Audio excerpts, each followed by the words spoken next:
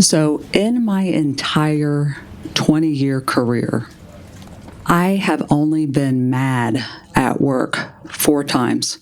Like, I can count them. They're in my memes. I could see those exact moments because, I'm actually a pretty chill person. For the most part, y'all are like, yeah, I guess, but I'm pretty laid back and the workplace, super professional. I like to have a good time, but I don't get very upset, right? That's why I'm probably good at this job. I'm like, okay, let's tackle this issue, right?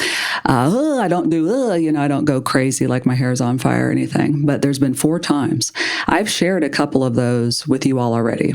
Like that one bus thrower under her. Oh, yeah. That engineering leader who hid his stepchild under his desk for the workday because he didn't have childcare. And then I ran after him in the parking lot, like screaming. Like I lost my cool because, children and safety and all of that. But there's 2 other times I haven't shared with you all where I got really mad. And I'm talking like angry at work.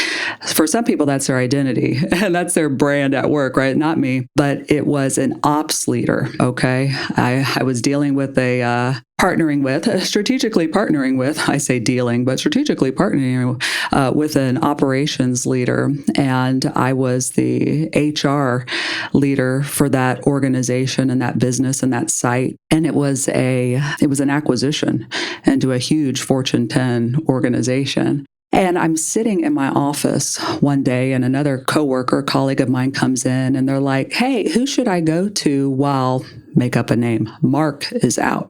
And I was like, Mark's out? What do you mean? Is Mark okay? Like Mark's on vacation? Like, what do you mean? Who do you go to while Mark's out, right? And he's like, yeah, well, Mark is suspended.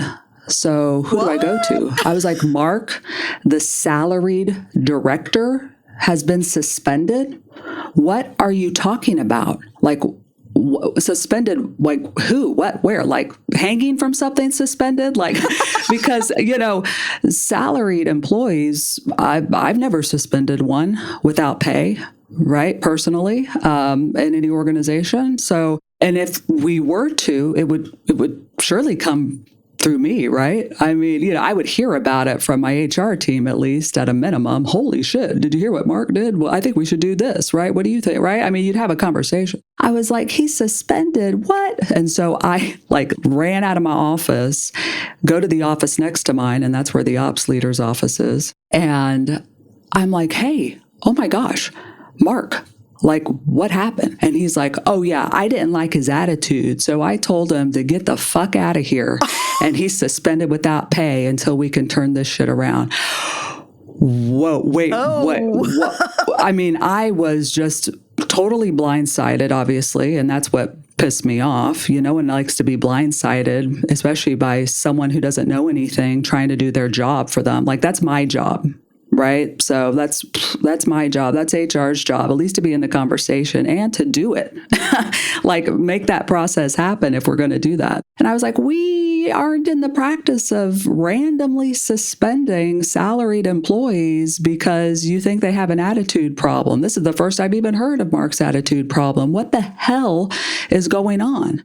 And he just started ranting, and he was a very angry person, and he was, well, Mark did this and that. He was really blowing up, right, as he's talking about Mark, and it was making me more upset. I looked at him and I said, I do not appreciate you moving forward on something that is the wrong way forward without consulting me as your partner. Hello, I'm literally right next door. I've been in all week. I was in all morning. You could have easily run it past me, right? We could, what? This is your professional brand too. And he was just going off, da, da, da, da, da. I got so angry that I was about to say something I regret. And I've reached this point, the times I've gotten mad at work. I stood up all crazy. We were sitting at his conference table. I stood up and just glared at him. And was like, I am going to leave this office before I say something that I regret. I love it. And I did that HR eyes glare. How dare you? And I turned around and walked out of there. Scared the shit out of him. My advice, okay, is that staying calm is way more scarier. It really is. And throwing a look in there, but staying calm, talking slower is freaking terrifying.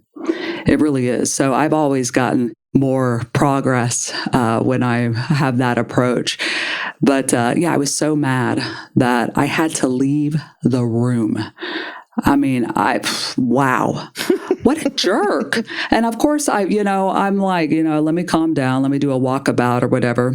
And then I had to get on the phone. Mark, our bad, get the fuck to work. Because it is our bad. And so you talk back to that big bully bitch boss of yours, and then he suspends you without pay. We didn't even have a way to do that in the fucking system. That's what I was telling the ops leader. I cannot not pay a salaried person in this new payroll. So, you know what I mean? Because this was back in the day, right? I mean, I can't do that. What are you thinking? What are you doing? Besides the fact it's wrong, I can't fucking do that. Oh, anyways. So I just wanted to share and release that to the world, that time where that guy really fucked up, and then I let him know about it, and then he got me so mad I had to walk out. Yeah, you are a better woman than me, because I probably would have flown off the handle. Oh, gosh. Be like, are you fucking stupid? He is stupid. But you know what I'd say is, if he's an ops leader, assuming that he at times works with others maybe in field or warehouse environments or things like that, good for him for getting maybe a touch. That happens at times with like hourly or, non-exempt employees, where they get told in the moment, all the time, like leave without pay, because also in the payroll system, it's a lot easier to shut people on and off, obviously from an hourly pay other than salaried. And salaried in the US has all these things about whether you can do that or not. Like, all of a sudden you're paying a lawyer more than that hourly rate. Like, what can I do? These are the things I used to do as a law firm lawyer.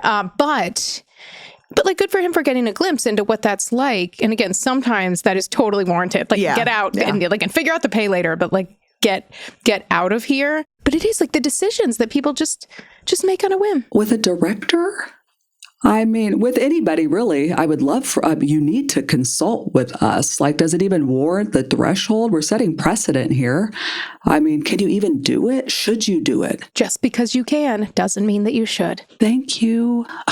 What an asshole. Has anyone promised themselves they would travel more this year? Yeah, so have I. Well, I have the next promise you need to make: learning a new language with Babbel.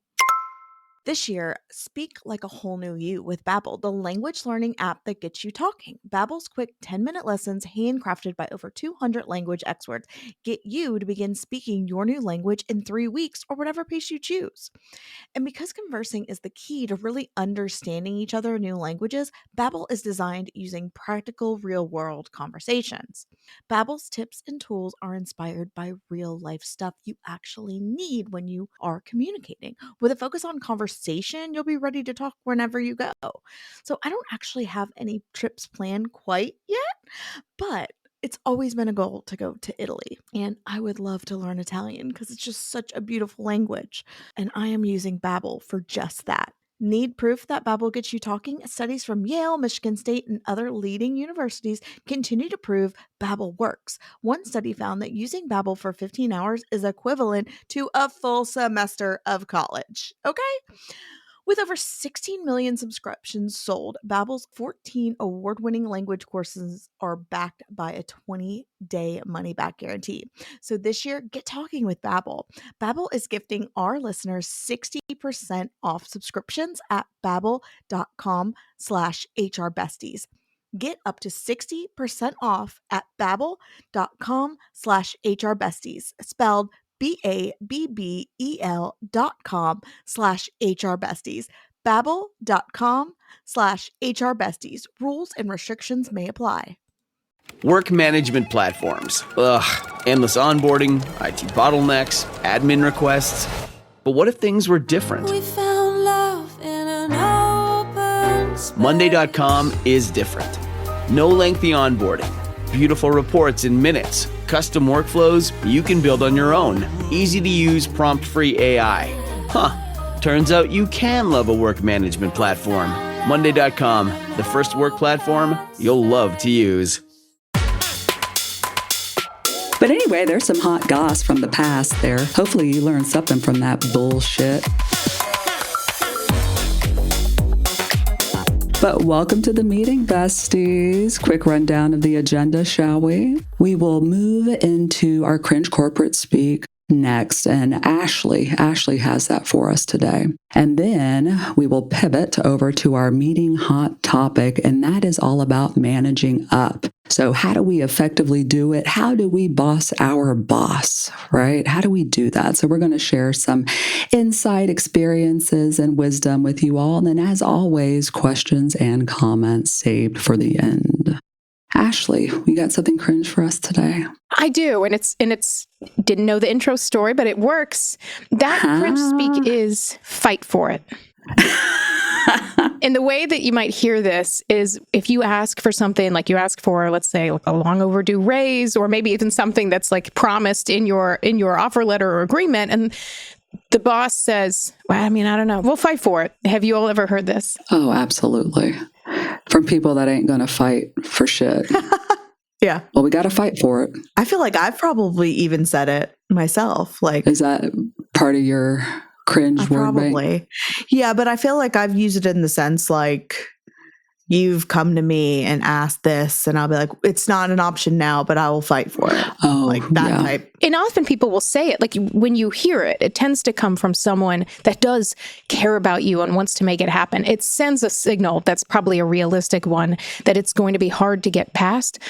The trouble I have with it is, why do things have to feel like such a fight or be such a fight at work, especially when it's things like rewarding someone? Like, there is no bonus that feels less celebratory than when it's dragged out and fought for. I mean, like not paid on time, the fight for it. Like what, I don't want to be Rocky. I want to be right, head patted or just like thumbs up. It feels, I know. Yeah. So what I've literally done in internal meetings, and I've had with organizations when I've done trainees, as I say, when have you said that as a manager? And generally people will say, like, I'm advocating for my team, but I'll say, why has it got to be such a fight? And it's helpful, especially when you have managers and their bosses in the room, and it brings out a lot of never had but much needed conversations. And then people can get a glimpse into things like budgeting. But also that's where I think HR can use its voice to be the advocate for reason, if not just the employees, but to say, why should these things that reward people feel like a fight? So that's why I find it very cringy. Because then if like you're trying to fight for something, air quotes, that's positive, right? I mean, it totally diminishes the value and worth to the person you're, quote, fighting for, in my opinion, at least in the workplace setting, right? Like, why can't you say, I'm going to advocate for you? You know what I mean? Which I hear a lot too, you know, but yeah, like all of our cringe speak is so violent. It's right. Either sports or it's violent, you know? Yeah, it's all caveman. Yeah, exactly. Like, I'd rather run from a dinosaur than have to ask my boss for a raise. Like, I don't know. I guess we didn't run from dinosaurs. That's true. Sorry for my... That was back in the day. It's like mastodon or... Exactly. Anyway, don't make it feel like such a fight. Make it feel like a reward. So you will see this question in our weekly newsletter for your team discussion guide. If you don't get it, what's that? Check out our Instagram story and our show notes, and you can sign up for it and get ways to bring it into the workplace in very safe for work ways. Yes. And we've gotten a lot of feedback, right, from besties. They use the newsletter, the discussion guide. They listen to the podcasts. Like, you know, it's almost like a book club for business teams out there, which I think is pretty incredible, you know, so. And shout out to Ashley, who is the newsletter extraordinaire. Yeah, like queen. I don't know what. She does an amazing job every week. Thank you. Someone asked if we had all of our discussion guide questions and could put them together, had them all together that we could send. It's like, no, I don't have that. But anyway, you know, I love a good revenue stream. So here we go. You'll see. Create a book. Exactly. I was going to say, but I'll create it over this weekend and it's $99. You'll see. Oh, man. Right. Or get it for free. Just root through the things. But we'll make it easy on you. As Leigh taught me, there's a price for everything. That is true, especially feet. I learned that, you know. So I'll sell pics for $500. Just putting that out there randomly. In search of FinSub. You know, just put that out there and try and manifest it. All right, shall we pivot before this takes a little turn to the hot topic of today is all about managing up. How do we boss our boss? Is it important? Should we do it? What the hell is managing up? Thoughts, ladies, jump in. I think if you can. Oh, you always can. Because I've definitely had some managers that were not open to feedback or assistance or enlightenment. Enlightenment.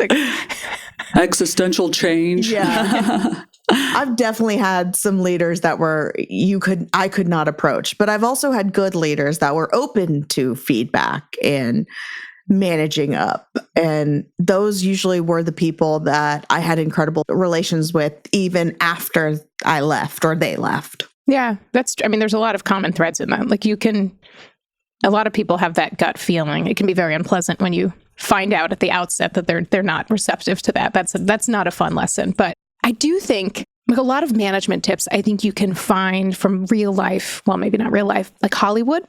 I think I was a senior in college when My Big Fat Greek Wedding came out.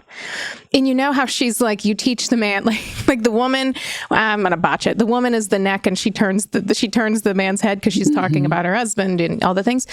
I do think a very strong skill, whether you're an employee or whether you're a manager, whatever level you are in the organization, is learning how to influence other people. And sometimes it's literally thinking about them and what do they care about. And the more people go up, it is things like ego, money, PR, reputation. And so to the extent, I think Jamie a while ago had given an example of like raising an idea and being like, remember this to my boss? Like you brought this up. And they're like, I did? That's a great idea. Like, yeah. Again, we won't necessarily advocate lying. Manipulation. Sure. A form of influence, but yeah. But I think a tip I've given frequently, because a lot of times I would have people come to me and say, I'm asking for raises for my team. How's that going to get approved? I'm like, well, it's shaking me like an 8-ball. You could fight for it. Here we go. Or you can fight for it. You can fight for it. But I say, in leadership, you got to be realistic. And that is one level that you kind of like a skin that tends to grow as you advance up the organizational ladder. And sometimes it's really hard and it's disappointing. But to realize it would feel great to be able to give everybody a raise. But sometimes you have to think about, okay, this is our pool of money. These are the people that really deserve it. These are the people that need to have conversations because they aren't doing what they need to do. But I would tell people frequently, when you're asking for a raise, for example, for your team, tell your boss, say, I had this idea of everyone I wanted to ask for raises for. I put it through a sieve and thought to myself, okay, I've got to be a steward of our budget and really think about who's earned it, what's going to have the impact. Talk about all of these things to show everything you did to that point, because then they see you're putting in the effort and you're thinking about them. And just having that recognition of an actual thought process can be so helpful. And I've frequently had people come back to be like, oh my gosh, that really worked. Great. Again, there's no guarantees when you work with people, but that's an area that I've found can be helpful in the aspect of managing it. Do you ever wish that you had an HR legal bestie in your pocket? 650 is just that. Your trusted, always available ally for your employment law questions, minus the hefty price tag of a lawyer. Compliance may not be your favorite chore in HR, but it's important and it's hard. But 650 is here to make it easy. With 650, managing multi-state HR compliance is a breeze. Their tools help you to understand complex state laws and craft compliant documents effortlessly, but also keep everything up to date automatically. They have a comprehensive "What's the law in this state" library to a 50-state employee handbook builder. 650 turns compliance into convenience. So, HR pros juggling multi-state teams, simplify your compliance today. Visit 650.com/besties. That's SIXFIFTY.com/besties and discover how to stay ahead with 650's seamless solutions. No more gatekeeping. I have to share the game changer that is Spot and Tango dog food. After trying so many different foods, my pups and I were a little skeptical, but since switching, nothing has quite made a difference like Spot and Tango. Spot and Tango is a personalized dog food subscription that delivers high quality, ready to serve meals, snacks, and supplements right to your door, so no more last-minute pet store runs. I used to hate feeding Biscuit, Blue, and Biggie mystery kibble filled with processed meat and fillers. Food is medicine, and our dogs deserve the best. With Spot and Tango, I finally know exactly what's in their bowl. Fresh, human-grade ingredients like high-quality protein and veggies. No fillers, no junk, just real food for dogs. Most kibble is packed with fillers and mystery ingredients. Who knows what's really in it? But Spot and Tango does things differently. Their unkibble meals are made with human-grade ingredients, including USDA meats, fruits, and veggies. No artificial stuff, no preservatives. Using their fresh dry process, fresh ingredients are gently cooked and then freeze dried to lock in nutrients, creating a shelf stable, nutrient rich meal that's as close to home cooked as it gets without the hassle. Spot and Tango's creates a custom plan based on your dog's age, breed, weight, and activity level, so you know they're getting exactly what they need. Plus, they have an easy to scoop and makes portions simple. When we got our Spot and Tango, I was so impressed. They had a lovely bucket and different scoops for how to integrate their new unkibble into their old food so they don't get sick. Highly impressed. Also, my dogs love it. They cannot wait for breakfast and dinner.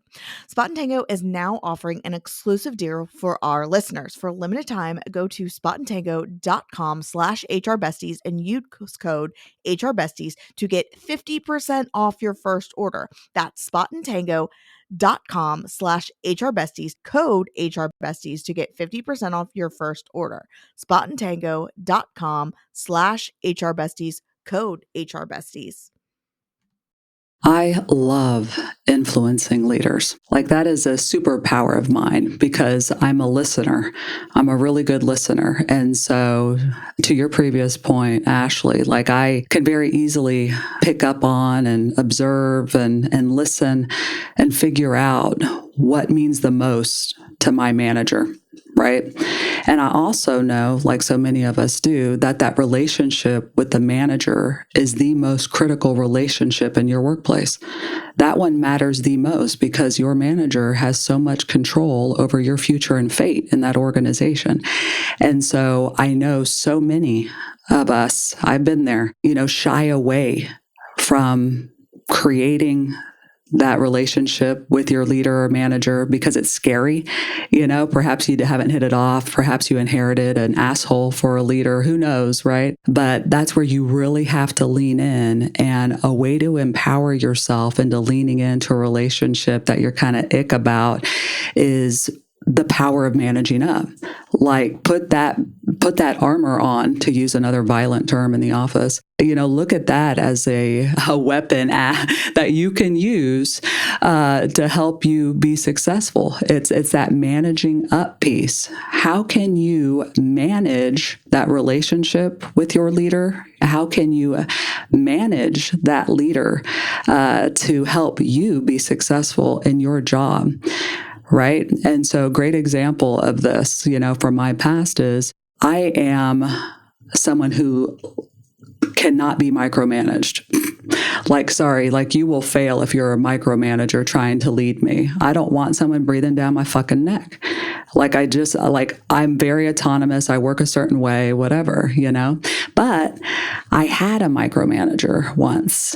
Right. And it's like, I'm going to have to make this work because bitch needs to eat. Like I need shelter, Yes, I can get my exit strategy, go find a new job, but I need to make this work now. I inherited an asshole. It is what it is. Let me make the best of it. Let me manage up effectively. So knowing that they were a micromanager, I was like, I need to take control of the situation instead of them randomly dropping in or, throwing my day into the fire by, popping in, assigning something, doing this, whatever, blah, blah, blah. I was like, hey, I'm setting up recurring meetings. In these recurring meetings, twice a week, this is where I will give you a quick rundown of everything I'm working on, the status of everything, blah, blah, blah.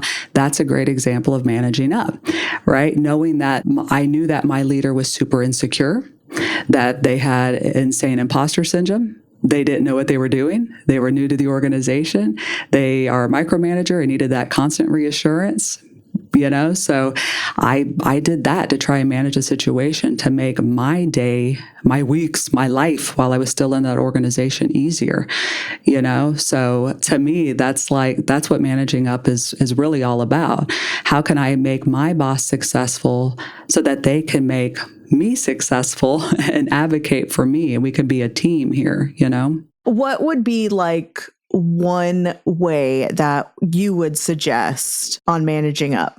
One thing, a common question, because managing up can mean you may be talking to a direct boss, I think it's influencing what you possibly can in the best way that you can. And so sometimes it's asking for things, trying to get their support, because rarely as a manager are you going to be able to do things on your own, like especially things that with like compensation, benefits, things like that. Sometimes it's giving feedback that people need to hear. That to me is a much harder one, because if you do have that boss. And so one thing I think can be helpful, and I really recently talked to an organization about this in HR, and I said, because they talked about some issues they've had with leadership, in unaware leadership, people that fashion themselves very supportive leaders, but the rest of a little bit of glass door, but then feedback says otherwise. And I said, well, you're kind of lucky that you haven't had something go viral or you haven't really gotten blasted on Glassdoor, but it sounds like it could be a matter of time. What if you meet people where they are and say, have a session with your leaders that's like the things that you're doing that could make us go viral for the wrong reasons. And they were like, whoa. But they won't listen to me. They'd listen to you. And I said, again, I'm happy to have that conversation with people. But what I like doing best is to help other people have that internally. You got to decide what you got to do. Sometimes it's helpful to have me come in. But I said, giving specific examples and using sometimes I use these case studies of like a layoff or the CEO, videos and show like, this is how people actually receive this. And these are your customers, your employees, your applicants. These are all people that, to you, if they represent nothing more than money, you need to care about. And so that's a way, I think, of thinking how you give that more critical feedback that can be very, very hard. I feel like I've been just kind of reflecting on it. I feel like I have had to be somewhat a chameleon in the different organizations and different, bosses I've had throughout my years, but also within the same company, right? And you almost have to take time to evaluate their management style so you even understand how you can approach them. Or I always reference Gallup Strength Finder because I think it's super interesting. And if you can have your boss do it. Like, so for instance, one of my top 5s is influence. So that's something I already know that is something for me that I can influence my boss, like you were saying, Ashley. But it's also nice to know what their strengths are and how you can better work with them, because ultimately they're your boss. And for it to be a more harmonious for you, sometimes you have to, kind of, like I said, be a chameleon, unfortunately. You're not completely changing your work style, but to understand how to better work with them. Like I've mentioned before, the very super toxic CEO that I was under a while back, I knew that she does not accept ideas unless they were her own. So that was the way to influence her would be like, hey, remember when we talked about this and you mentioned? And you said. I didn't need the credit. I've never needed the credit. So that was one way that I could get her to come around on things, like giving everyone in the nursing department a raise after COVID. Like they busted their ass. You had such a good idea on that. So I don't know. That's just one thing that I've found that works, is because you have to almost mold and shape and to fit yourself. Well, what it is you have to focus on the relationship. The relationship matters. And so you have to learn that person, right? While they are learning you. So again, lean into that. I'm a mom of a tween, so you know what a topic of conversation is in our house. Phones. Other parents, you might be able to relate. Our kids want this thing that we have in our hands. I'm always giving excuses of why now's not the right time. It's not like I hate phones or I don't see some of the benefits, but the risk of what they could have access to, from the internet searches to music that I'm like, maybe not that. Well, with Gab, they can finally get a phone without all the risk. Gab is a leader in safe phones and watches for kids, teens, and tweens. With no social media apps, no internet browser, but yes to GPS tracking, Gab devices are built specifically to keep kids and teens safely connected. They have all the tech features that kids actually want, like the Gab Music app on the phones, which lets kids stream clean music. And for older kids, there's the Gab Phone 4 Pro, with hundreds of pre-screened third-party apps that can only be installed when parents say so. So my tween wanted a phone, and we got him the Gab phone. The only drama was that his older sister was like, wait, I wish I had that when I was his age. Well, I didn't know about it then. So that's why I'm telling you. Protecting your kids has never been easier. For the best deals, sign up to Gab today. No contract required. At gab.com/HRBesties. That's Gab, GABB.com/HRBesties. It's gab.com/HRBesties. Terms and conditions apply. Who doesn't love the good things in life? Even though I enjoy a little luxury, it doesn't mean I can always afford it. Until I discovered Quince. Quince is my go-to for luxury essentials at affordable prices. Quince offers a range of high-quality items at prices within reach, like 100% Mongolian cashmere sweaters from $50, washable silk tops and dresses, organic cotton sweaters, and even 14-karat gold jewelry. And the best part, all Quince items are priced 50 to 80% less than similar brands. I have bought numerous pieces from Quince. I love the cashmere, and just recently I bought the most cozy pants. Love the comfort. So give yourself the luxury you deserve with Quince. Go to quince.com/HRBesties for free shipping on your order and 365-day returns. That's QUINCE.com/HRBesties to get free shipping and 365-day returns. Quince.com/HRBesties. Oh, well, besties, please use that influence power at work. You got this. You can do it. Manage up. Questions and comments? Well, I do have questions I'm going to put in our Instagram story and our newsletter because I was thinking of a few more, but I'm going to make those as sneak multi-channel. I love it. Podcast. I don't know if that's the right word, multi-channel podcast, but I'm going to add some of those so those can be useful in our newsletter and our HR Besties pod social Insta story. Love it. I have a quick comment. It's a confession, actually. Oh, okay. I've never seen My Big Fat Greek Wedding. Oh, it's good. The Windex. From a leadership movie to love story. Yeah. I have to see it. Okay. Did you watch Sex and the City? Yes, I did actually watch that. Aiden. Oh, Aiden's in it. Yeah. Oh, he's in it, and he's just such a hot guy. Aiden. It's lovely. It's so funny. Plus, it makes me want to go to Greece. So one day, let's have a besties retreat to Greece. Yeah, love Greece. I'll make that my comment. I went to Greece once. I went for spring break. I was studying abroad my junior year of college. So Center College in Danville, Kentucky is one of the top schools, small liberal arts school where I went, one of the top schools in the country for study abroad. Fun fact. And so I studied abroad in Strasbourg, France, but we have school owned apartments there. We had this amazing travel schedule. And so with our rail pass, we found out for spring break, we were able to go and take the trains and ferry to Greece. Oh my gosh. How beautiful. Nice. Oh my God. And for the record, I grew up riding in the station wagon up to, visit my grandparents in New Hampshire. This was totally a new world. So very excited. But I stayed at this place called the Pink Palace. Don't look up Pink Palace ever. The Pink Palace. You've mentioned Pink Palace, the hostel. The hostel, yes. They smashed plates on our heads. It was 25, I think it was euro at the time. I don't know, 25 euro a night. The toga party, and they showed up once when I was, years later, I was watching TV on Wild On. Wild On. Oh, yes. Damn. I remember that. I was thinking Girls Gone Wild. Oh, I know.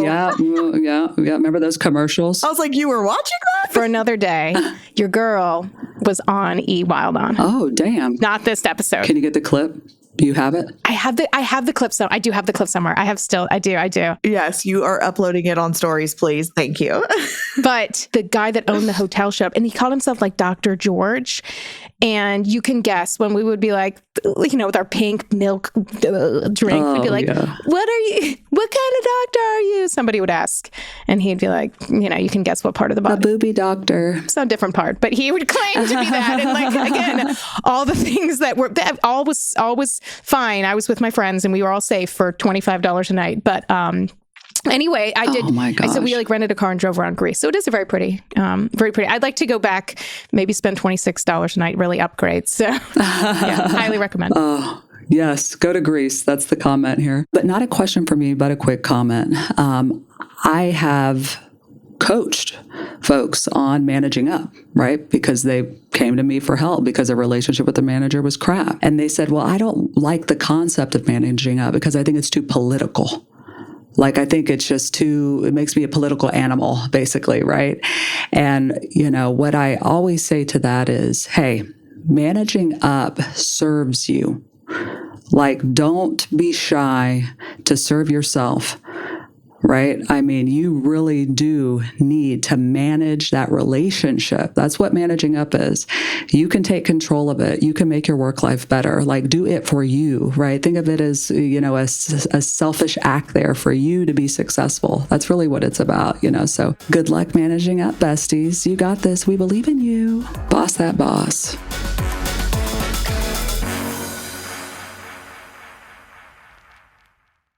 Life sure doesn't come with a roadmap, but what if you had a guide? I'm Tamsin, and on The Tamsin Show, I'm here to help you navigate midlife, menopause, career shifts, and everything in between.